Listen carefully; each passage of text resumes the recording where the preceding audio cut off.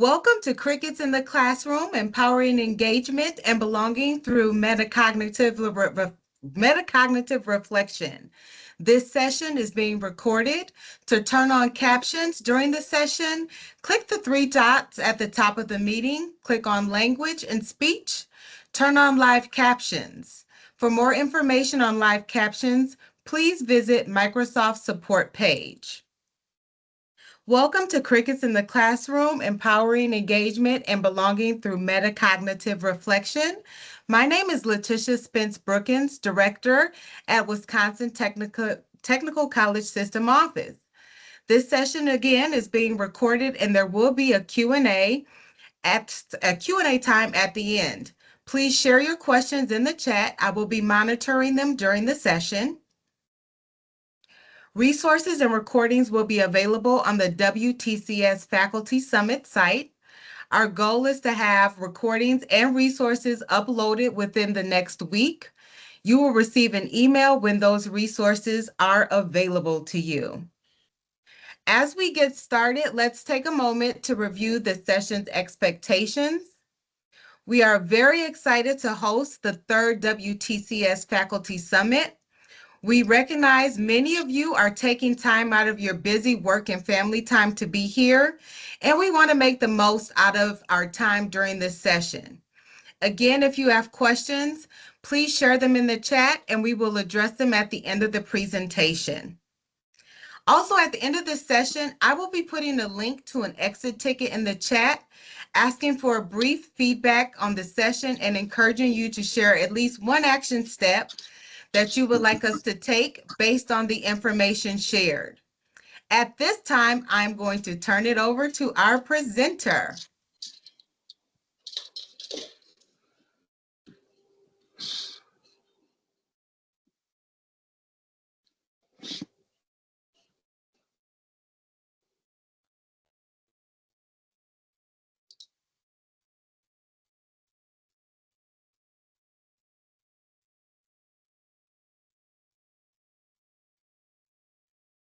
Of course, little snafu there. Thank you everyone for being here. My name is Yolanda Oliva, and I will be your presenter of this hopefully engaging and informative research. I appreciate you being here. I know you could be anywhere else, but I appreciate your time that you are taking, and I'm hoping to have some really good discussions, especially towards the end of sharing what I have done at Moraine Park.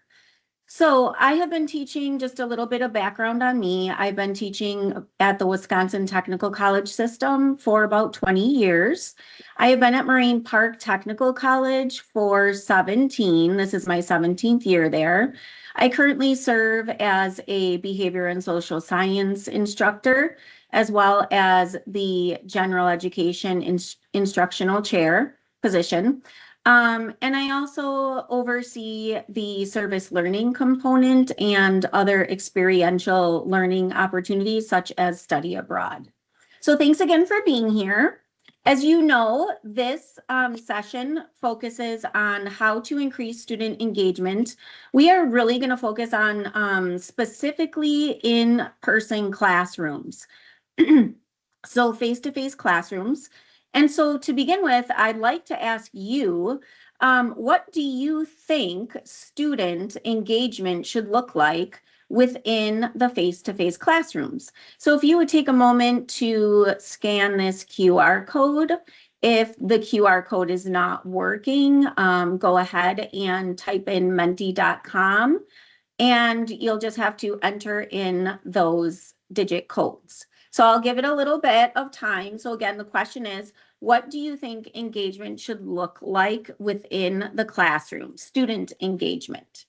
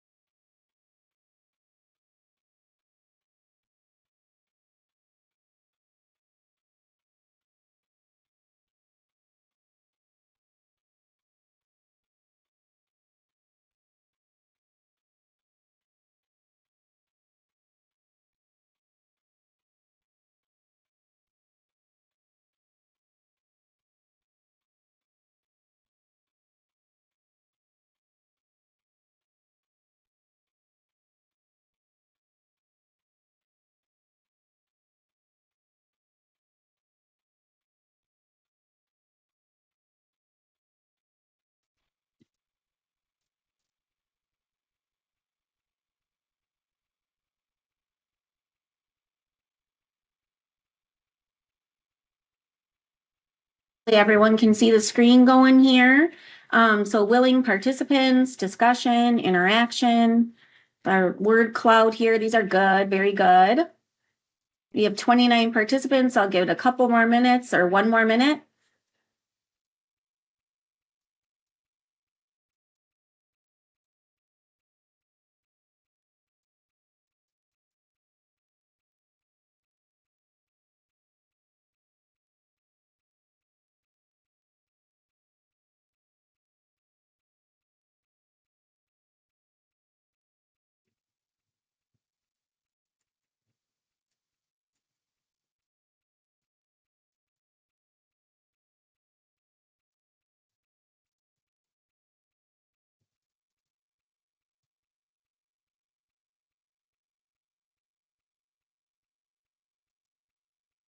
This is great.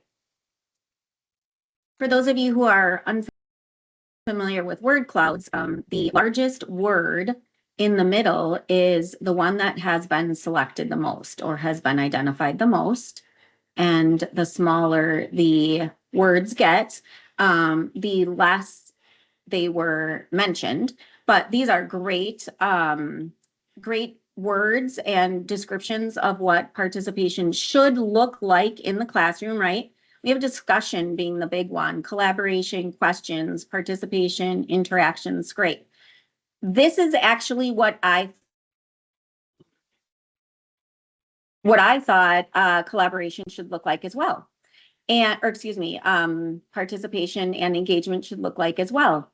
And instead, I did not experience that very much. And so I wanted to talk today a little bit about what led me to have a better understanding of how our students are engaging or maybe not so much engaging in the classroom. And so you back to our presentation here or to our PowerPoint. Bear with me here. All right. So thank you for your participation in that.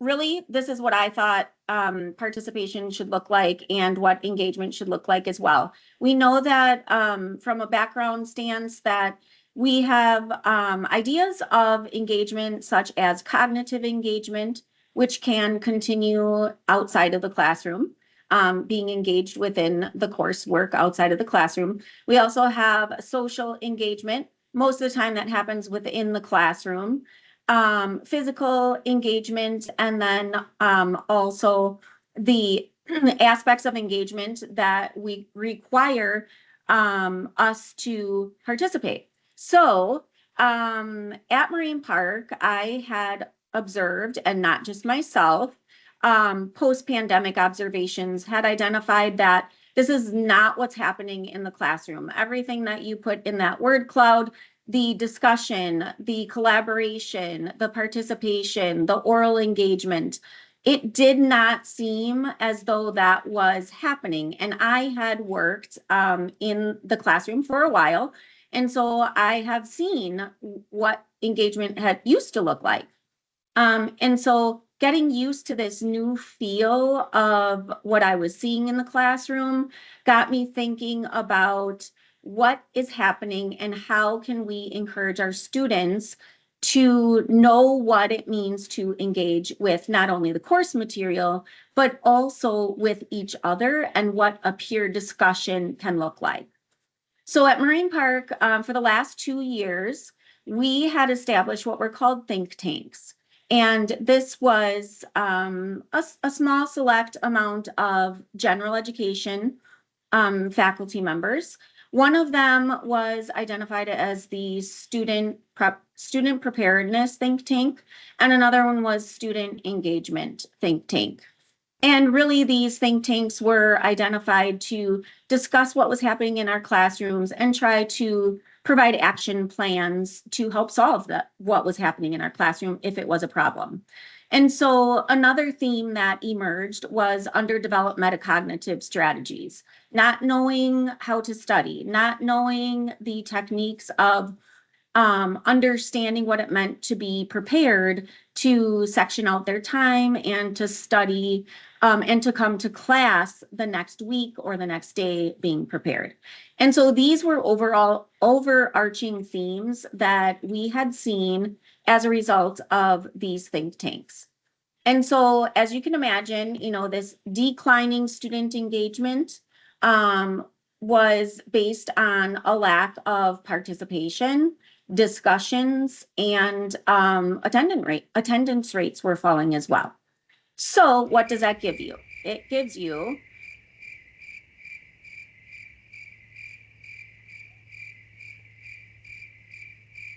crickets in the classroom. Hopefully, you were able to hear that. It was pretty quiet, but so why is it so quiet in our classrooms? One of the areas that, not advancing here. All right, so some other background, we had some literary research that I looked into, and the literary research really supports different ways in which we can increase student engagement within the classroom. One of those ways is to increase student engagement by establishing this sense of belonging or a real feeling of connection with individuals' peers. And another way is that metacognition, so getting our students to think about how they can increase their motivation, how they can be in control of their study habits, how they can be more prepared for class by doing the cognitive work, such as reading the book and going through study techniques to really own their own habits. And so some of the research also identifies that metacognition reflections, both peer and self-evaluations, can increase student motivation, where they really take on that ownership and perform, and that increases the performance level as well in higher education. Another aspect, and again, you may have heard and read research that identifies so many different areas of what can help increase student engagement in the classroom, but these are some that I just chose to isolate because they focused on, or it was more geared toward my project. So we all know that student-centered and very active classrooms serve as a strategy to help increase engagement in the classroom as well. So prompting students, asking questions, giving activities to do, group work, those are the student-centered active classroom scenarios where we see it could possibly increase engagement among our student body.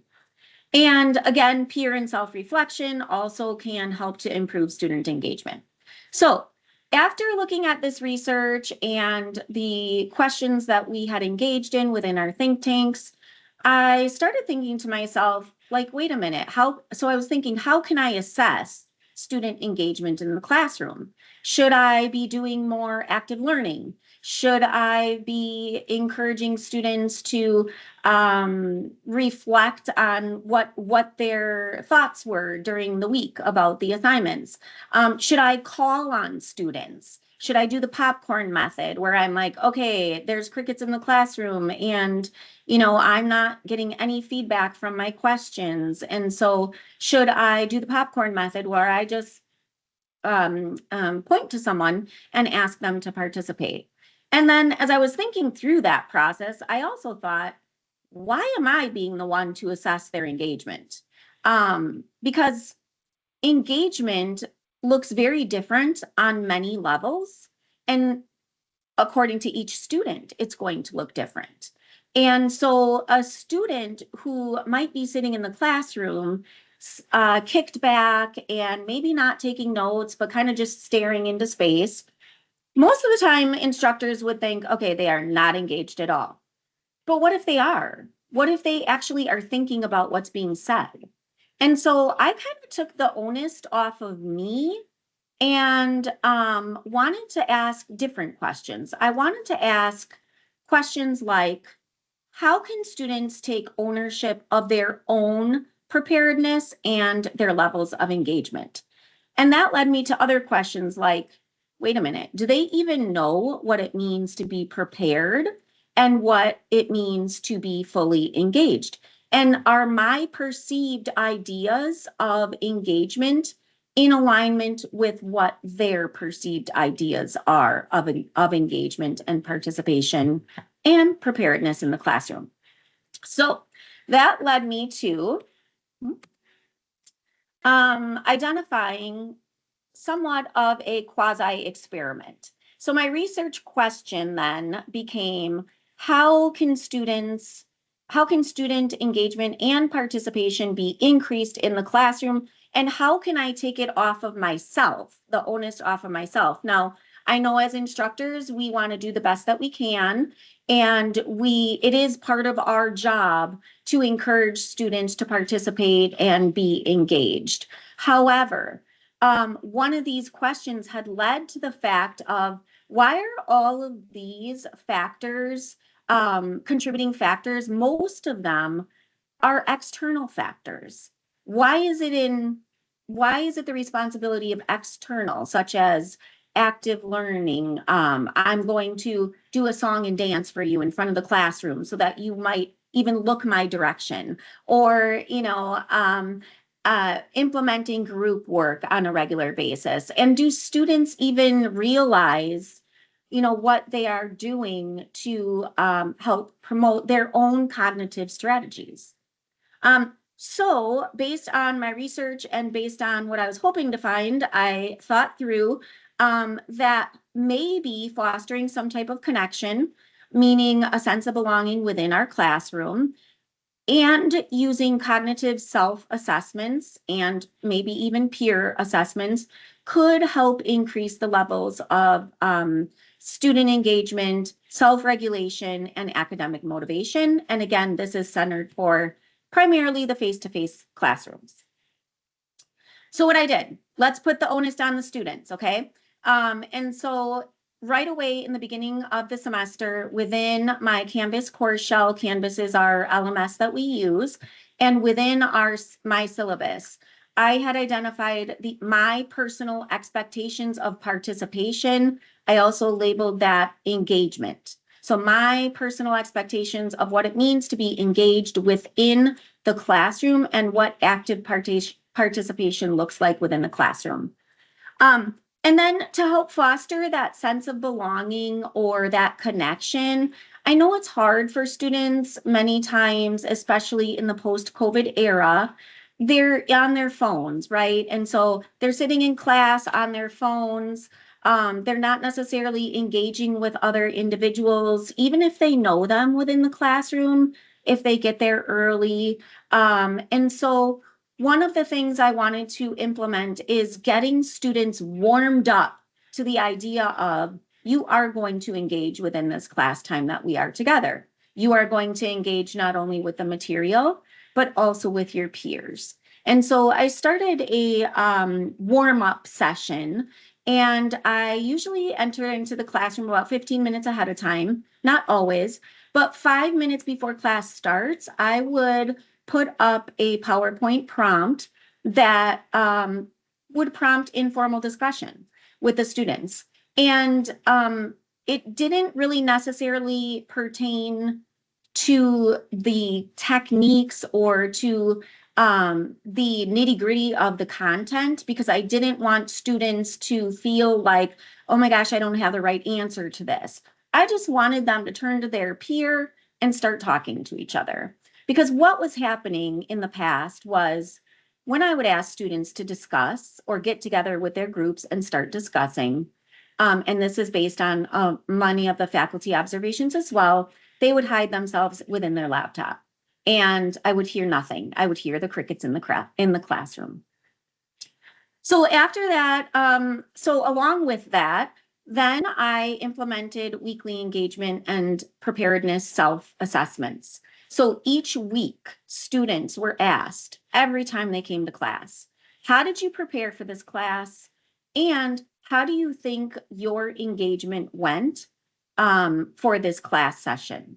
And so usually I would have these assignments due on Friday so that not too much time lapsed between their session in class and when this was due. At the 8-week mark, I did gather some measurements and some quantitative data and just ask them, how is it going? What do you think of these? And I can share some of that information with you as well. So this is an example of one of our warm-up slides. In the classroom, 5 minutes before class starts, I put this up. What's one thing you could not go without for a day? We've had some really fun conversations that really get students talking to each other. And while I'm taking attendance, while I'm getting my my groups organized, students are chatting with each other and engaging and knowing, okay, we are going to need to talk to others today. So, and that was every week. So this is an example of what my instructions look like for this assignment. It is identified as an assignment. This is the weekly reflection and the weekly self-reflection. So these are just questions to get students thinking about active participation, and this first chunk of questions are based on preparation for the class. The second is assessing their participation or their engagement with their peers within the class. And I should note that almost every time I have class or I host class, students are expected to engage in what's called a participation activity. There is almost always going to be group work. And so they know that they cannot, or they should know that they should not sit back and just let their peers do the work. So this is the assignment instructions, and then I can share with you the assignment rubric, where they specifically will be asked to complete these, highlight these points. And so remember back when I was saying, gosh, do students even know what participation looks like? Do they even know what it means to be prepared? So this is my expectation, and my expectations for preparedness on a level of 5 to 1, this is what it looks like. And the next section is participation and engagement within the classroom. So the one beforehand is, okay, how well did I prepare for that week? And then we also know that your level of preparedness is likely linked to participation, how much you participate in the classroom, and how much you will be engaged within that time frame. And this is the 5-point scale of what I'm expecting from my students as far as participation and engagement. And some of this is a mix of, okay, when I was lecturing, were you actively listening? Were you taking notes? However, whatever that might mean to you. And then some of it is a mix of how did that look in your groups as you got together during that day. One of my most favorite parts of this, and I really get a kick out of how students answer this sometimes. I tell students, you are not always going to be 100% on your game. I'm not 100% on my game. And so if I needed to, I would give myself a 7 sometimes on how engaged I was and how passionate I was within the classroom, or how much I felt like talking to other people. So I really like this portion because students kind of let it rip based off of their experiences. I've had students that said, I didn't sleep last night. I've been having the worst nightmares. I've had students that said, I worked and I didn't even think about class. So sorry, I'm giving myself like a 5 out of 10. So it's pretty valuable information that I witnessed from my students. And I would look at that, I would give them feedback within Canvas as well, just saying, okay, well, next week is another week and we can give it another try. So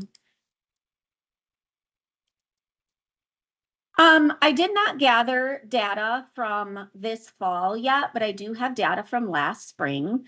This is what I was referring to, some of my most favorite responses in that scoring rubric, and that option where they are able to provide feedback on, what are some things that could have been improved, and what are some things that you did really well. So this is an example of a student who gave herself a 7, excuse me. She indicates she was 20 minutes late. And so, she didn't feel as much, she didn't feel as engaged, um, and so on. So here's another one from this question particularly. And this is more of positive feedback. I love how this student said they felt more prepared and most importantly, more confident. So if you needed to know, I believe that first excerpt was from a student at 2 weeks. This one was from that same student at 4 weeks. And here's from another student. And this student was yawning in class. So although she did give herself a 10 and she felt like she needed to explain why she gave herself a 10, and then this comment about Googling information. And this particular day, we were going through APA. And I said, how did you find that information? You need to cite it. And her response was, I Googled it in front of the class. So that's where this comment is coming in. So kind of have fun with it. If you are interested, this is the link to the survey that I sent to the students at the end of the semester. So if you're curious and you want to take a look at each one of those questions, they are grouped by belonging, they're grouped by engagement, they're grouped by preparedness. And then there's a grouping of all of them together. And additionally, there was an option for some qualitative data where students could answer some open-ended questions. So you'll see here, this is the link to the Likert scale survey. And it told students it would take about 10 to 15 minutes to complete. Now, this data is based on spring of last year. And I believe I had 16 participants in this quantitative data. So I thought I would just share some of this analysis based on the survey from last spring. These are some of the questions that I asked, which you would see in that using that QR code. And strongly agree is on the right-hand side in blue, whereas strongly disagree is on the left-hand side in red or in orange. And each question is associated with that bar of how students had responded, which overall it seems like they had responded pretty favorably. Believe 87% were in the agree or strongly agree category here. Here's another one about the warm-up discussions. These are the questions that I had asked regarding how they felt about the warm-up discussions at the beginning of class. And this was rated fairly high as well. There were a couple students in a combination of these two courses that were like, this isn't my thing. I don't like participating. I want you to assess me on my participation. And I would prefer that I could just do work individually. So there's always going to be those outliers, and that's okay because that's really just how students learn. But what's important to me and what was important to my colleagues was that we are living in a real world where we will need to communicate with others regularly. We will be involved in teamwork in many of our careers. And so the responses of not responding at all when you're directly asked a question, I don't feel like we would be doing our students service if we allowed that to happen, not preparing them in ways to effectively communicate and to be very much aware of their own behaviors. So as you can imagine, each week, having to fill out these these reflections, and then kind of thinking about it at the end of the class, at the end of the semester. And so these are the end of the semester data sets. This is one is on the collaboration and participation activities. This was also an assessment too of, I put some things in there like, well, maybe I'm having too many participation activities or too much group work. So, and that's the second bar from the bottom. And so this was just really good data to have. I know it was a very small subset, but what I plan to do is continue to add to this quantitative data. And as I mentioned before, I'm already using this in my fall face-to-face classes. So this is a word cloud on their responses. Oh, 15 people responded to this question. And so looking at that warm-up discussion, I like this. I like these words. Discussions are fun, collaboration in class, activities, discussions good, made them comfortable with people. So, and then this is some of those open-ended responses that I received from the end of semester quantitative survey. Just give you a couple minutes to kind of review those. Obviously, not everyone was super thrilled, and nor did everyone need to respond to this qualitative question or this open-ended question to submit their survey. But I appreciated the people and the students who did actually respond.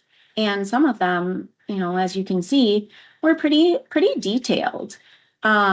Something that I enjoyed reading is this fourth bullet point too, that, you know, this fourth bullet point really, to me, triggers that metacognition. Like, oh my gosh, they are really thinking about this. They're really thinking about the requirement of having to speak up and what it means to not participate, but then also what it means to just artificially assign myself points. I don't want to do that either. So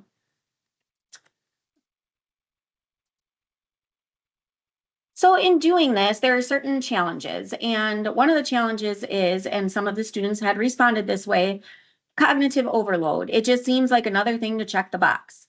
But if they really understood the point of it, as we do as instructors, that this is mostly geared to help you understand what your strategies are for preparing for the week, and also for how you participated and you brought yourself to the course, to class during that week, and you were actively engaged. So it is also time management, right? For myself, I just had another thing to grade, but I really took the time to read through each one of their weekly assessments. There were times, or their reflections, there were times where I thought, you are being way too hard on yourself. And I would note that in my response to them. There were also times where students tried to get away with, they were absent, but yet they completed it and gave themselves 10 points. That's that superficial reflection that I was monitoring. And it just leaves a lot of room for ways that students can certainly embrace how they are preparing, and also their, you know, the ways that they are thinking about coming to class. Coming to class in my classroom no longer is attendance and a head count, which I'm sure many of you also believe, but I really have them stay true to this as well. So.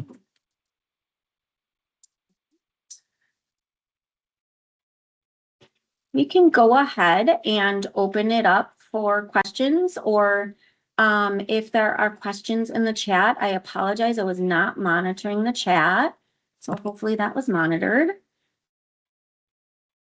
I am here for you. So I do Thank not you. see any questions in the chat. So if anyone has questions, I'm just going to ask that they raise their hand so I can call on them during this forum. Dorothy. Hello, everyone. Thank you, Yolanda. Good presentation. And my question for you is, how are you engaging the student that says, I don't want to participate, but you know you're going to need this in practice in the real world? How do you get them back in the Yeah, that's a engagement fold? That's a very good question. So what I do during our group time, I actually walk around the classroom, and if I notice a student is not fully engaged, I will ask them, oh, do you have a certain portion of this assignment? And sometimes I will also ask the students that are in the group with that student, other students, I will ask them, did you all divide up what you're supposed to be doing here or the content, and how are you managing it? Just so that it kind of brings attention to the whole group as far as let's make sure we are engaging every single person within this group. And if a student is struggling and writes in their engagement reflection, which I have had that situation before, if they are writing in that section that, I just don't like this, I do have feedback for them, and I ask them if they'd like to meet. And it's kind of just known that this is an expectation. I also tell students that I'm not asking you to respond to every single question. I'm not asking you to be the leader of every time you have group work. I'm not even asking you to respond and contribute every single time. What this looks like is how you make it feel. So if a student says, I was actively listening, and I took in everything that my group said, and I contributed once, then that's what engagement looks like for you. I'm not counting your hands, how many times you have your hand up answering a question. I'm not gauging whether or not students don't have a notebook or aren't taking notes. So I usually will have that discussion with a student. If that's what it looks like for you, then that's okay. Good question. Hopefully that helped answer. Yeah, thank you. I do something similar with group work, but it's like midterm and final. So I'm not doing something like this weekly. What I do have them do is peer evaluation and a self-evaluation. So they do usually, and you'll be surprised, some of the responses in terms of they actually sometimes harder on themselves in giving themselves, the highest points and usually I'm looking at their own versus their peer to try and get a gauge for, okay, how realistic are they in terms of their group participation in the project. But yeah, the weekly one definitely seems like, if nothing else, it keeps them on a regular. Once you're there, it's not just sitting for a head count, like you said, but Right. it's an At least it, interesting. it gets them thinking, right? Like, Mm-hmm. oh, I should really be engaging myself right now, because Mm-hmm. once they get used to this, they then know, how am I going to rate myself? And again, I tell students, if you rate yourself low because you didn't get sleep the night before, that's fine. Is this going to be a complete grade changer? No, not at all.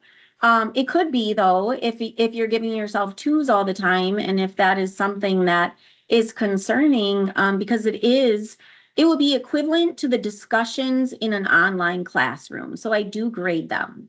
Mm-hmm. Yeah. And do you tend to give them the points that they gave themselves, or do you adjust sometimes? It depends. I have adjusted.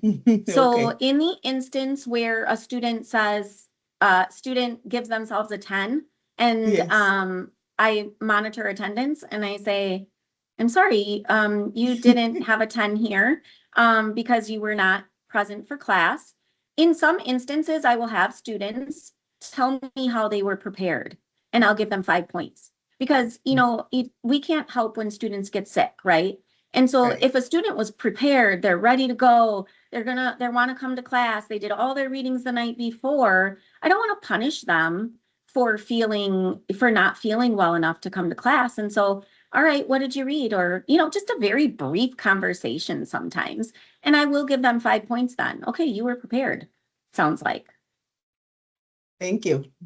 There were also instances where students were way too hard on themselves, and I am in the classroom monitoring, so I can say, you're hard on yourself. Like, I'm giving you 2 more points because even based on feedback from your peers, they said that you were like the leader and that you really held this group together.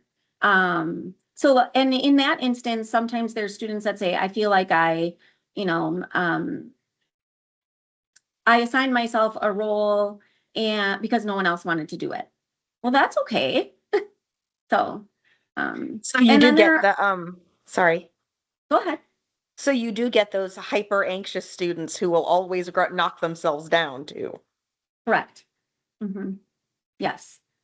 Now, the preparedness, I can't really go in and change that because that's something that they're working on the week, during the week. They're cognitively engaging with the content. And so I can't assess that. And if they give themselves a 5, it's based on the honor system. But what I can see is the engagement in the classroom. And sometimes, again, if a student is too hard on themselves, the only time I really had to change it the other way was for that attendance.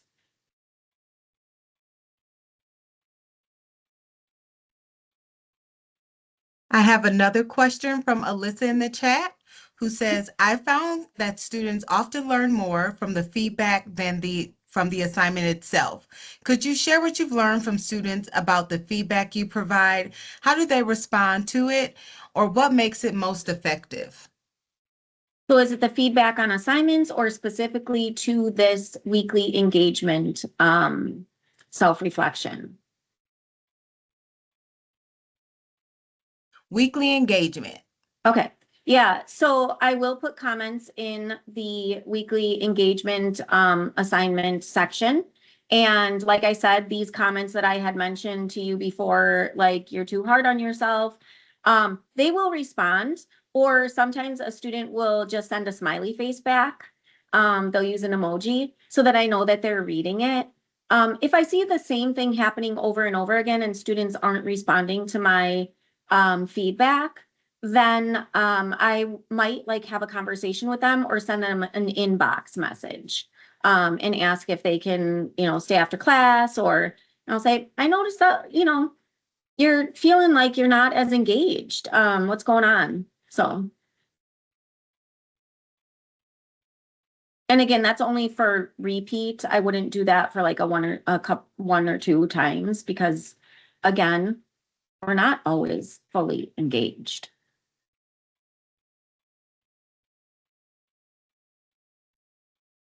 Thank you for that question. Any other questions? Yolanda, would you mind putting your contact information in the chat just in the event that we have individuals that may not have questions that they're comfortable asking in the chat right now, or things do, and they may have questions at a later date, they know how to follow up with you? Yeah, sure. At this time, I'm going to put the link for the Faculty Summit Exit ticket in the chat. Please complete. Oh, I see one more question, a hand up for Dorothy. Go ahead, Yes. Dorothy. Yes. I was wondering if you're able to share any of your Likert scale rubrics. That would be helpful. Thank you. Yes, I will share everything that I provided and kind of gave you a snapshot of. You will have access to my PowerPoints, and then I will share the rubric, the weekly rubric, along with the instructions. And I can also share the quantitative data. Great. Thank you. I'm just curious if anyone has ideas on or things that they would want to share on how they get their students fully engaged. Certain strategies you feel were super helpful. I like to learn from, my colleagues. A lot of us do really great things.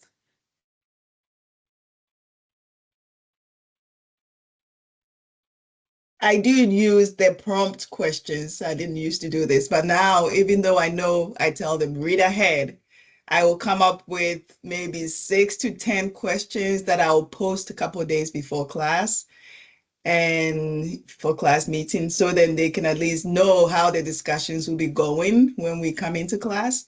And yes, you do get engagement from those that have read ahead and try to answer those questions, of course, a little bit more.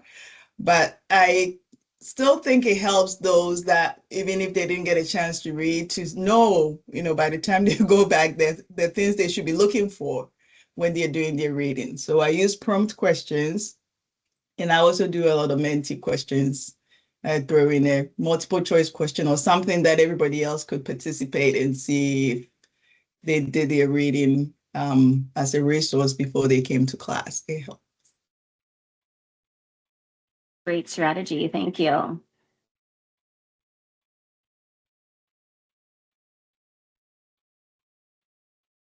Letitia, I think you are muted. My apologies. I have another, actually, I have several questions. The first one is from Monica. She would like to know if you can share your warm-up questions that you have used in the past as well. Mhm.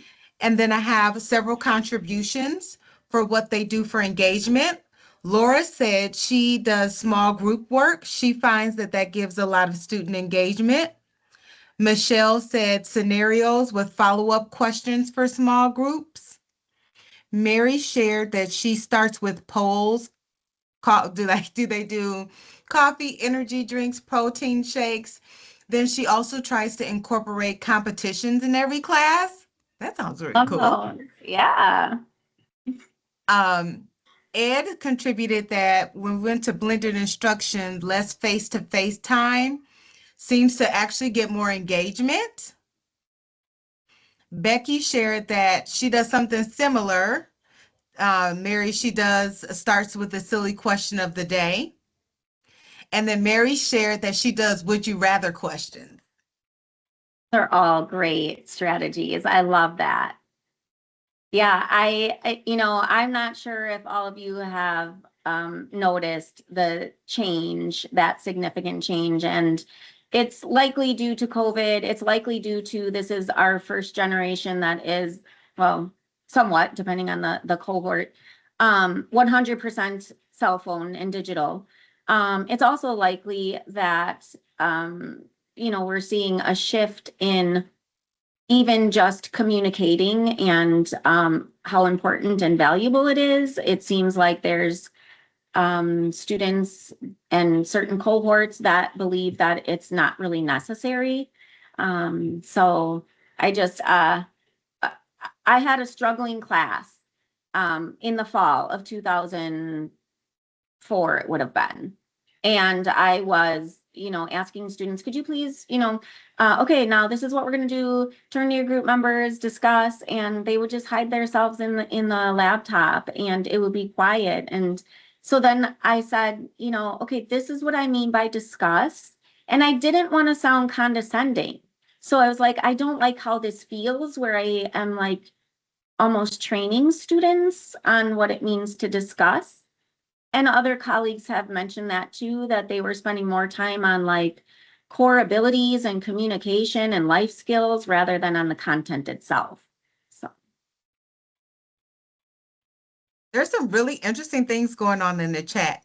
Mary shared that, hold on, let me scroll up. She loves gamification, anything to decrease the cognitive load. Becky went on to say some of those. This morning's question was, what color crayon would you eat? That made me laugh. I think that everyone should contribute to these welcome warm-up discussions because these are really good. I'd be interested to hear the why students chose that color. Mhm. And then Mandy, who works with the DOC, said she does healthy debates once a week. She has a small class, but we learn from each other and learn different perspectives, which is amazing.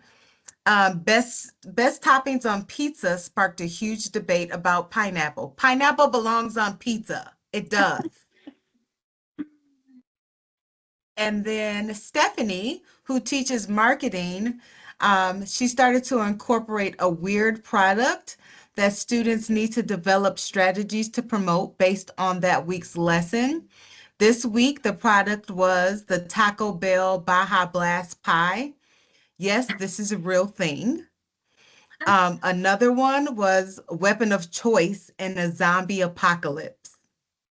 I've had the zombie apocalypse. Who would be on your team? That was one of my questions. And, those are all fantastic. I love it. Well, we are at 6:51. We would like to thank everyone for attending today. We hope you took away some valuable information and some engagement questions to implement into your class. We can see we all had a great time here. We hope that you complete your exit ticket to give us some valuable feedback and enjoy the rest of your evening. Thank Thank you, you so everyone. I much. appreciate you.